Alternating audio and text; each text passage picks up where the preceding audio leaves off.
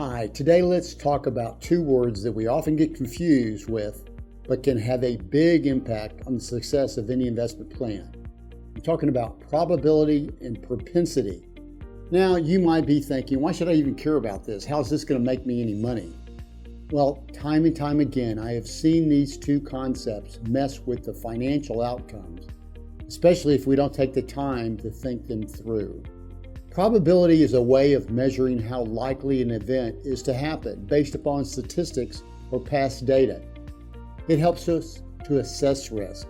On the other hand, propensity is more like your quirky friend who always corrects you when you say something or tells you you're not entirely right. It refers to someone's natural inclination or tendency to behave in a certain way. It's more subjective and can be trickier to measure. And you know how sometimes we latch on to the first few pieces of information we come across and tend to disregard later information that may contradict it?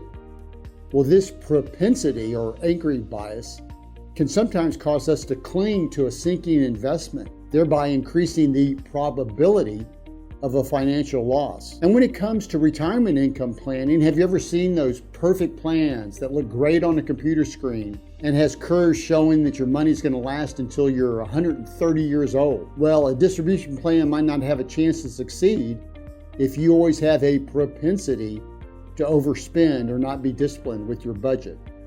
And think about tactical investments, those shorter term investments based upon probabilities and statistical analysis.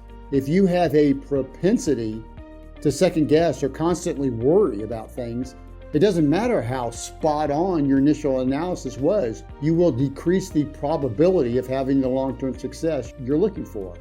To truly thrive as an investor over time, you need to understand and balance both of these factors. It's about delivering a keen self-awareness of your tendencies and having an objective analysis of your investment process. That's what we aim to do when managing our own money, and we'd love to do the same for you.